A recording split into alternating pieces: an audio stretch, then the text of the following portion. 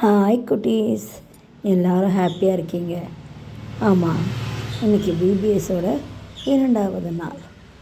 தலைப்பு என்னென்ன தெரியுமா? குமாரன் அளிக்கும் விடுதலை. எஸ், இன்றைக்கி நம்ம ஒரு அண்ணனை பற்றி பார்க்க போகிறோம். அந்த அண்ணன் பேர் சக்கேயு. சக்கேயு அண்ணன் மிகவும் குள்ளமான அண்ணன். அந்த அண்ணன் பெரிய பங்களா வீடு, நல்ல வசதியோடு இருந்தாங்க.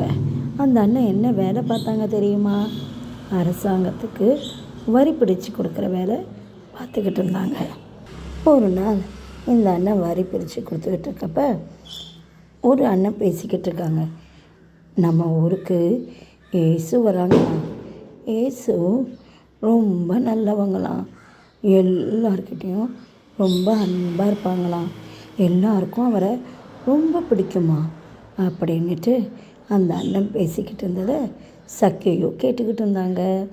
சக்கேயு அண்ணனுக்கு ஒரு எண்ணம், நம்மளை பார்த்தா யாருக்குமே பிடிக்க மாட்டேங்குது, ஆனால் இயேசுவை எல்லாருக்கும் பிடிக்குமாமே, சரி நம்மளும் அந்த இயேசுவை பார்க்கலாம் அப்படின்ட்டு அந்த அண்ணன் நினச்சிக்கிட்டு எரிகோ பட்டணத்து வழியாக வந்துக்கிட்டே இருக்காங்க.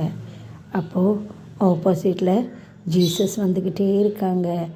வரப்போ ஜனம் ஒரே கூட்டம்.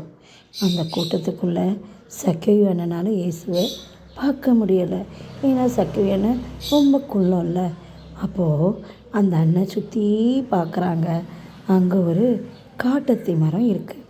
அந்த காட்டத்தி மரத்தில் ஏறி உக்காந்து நம்ம இயேசுவை பார்க்கலாம் அப்படின்ட்டு அந்த அண்ணன் மரத்து மேலே ஏறி உட்காந்துட்ருக்காங்க.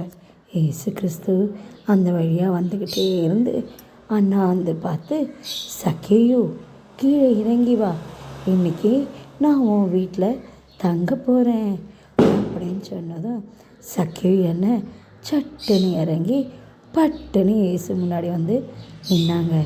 ஏசப்பா, நான் மனம் திருந்துட்டேன் ஏசப்பா, அநியாயமாக வரி யார்கிட்டையாவது அதிகமாக பிரிச்சுருந்தேன்னா நான் நாளை தனியாக திருப்பி கொடுத்துட்றேன் ஏசுப்பா.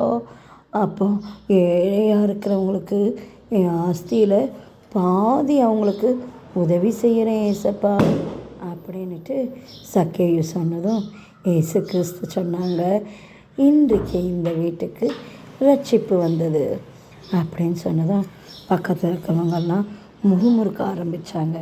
ஏசுவா பார்த்தியா, அநியாயக்காரன் வீட்டுக்கு போய் தங்க போகிறாங்களாம் அப்படின்னு சொன்னதும் ஏசப்பா சொல்கிறாங்க, கெட்டவங்களை நல்லவங்களாக்கத்தான் நான் இந்த பூமிக்கு வந்தேன், இழந்ததை தேடவும் ரட்சிக்கவுமே நான் பூமிக்கு வந்தேன் அப்படின்ட்டு சொன்னாங்க. ஆமாம் குட்டீஸ், ஏசு நம்ம விடுதலையாக்க முடியும். பாவத்திலிருந்தும் அடிமைத்தனத்திலிருந்தும் நம்மளை விடுதலையாக்க முடியும். குமாரன் அளிக்கும் விடுதலை. பாய் குட்டீஸ்.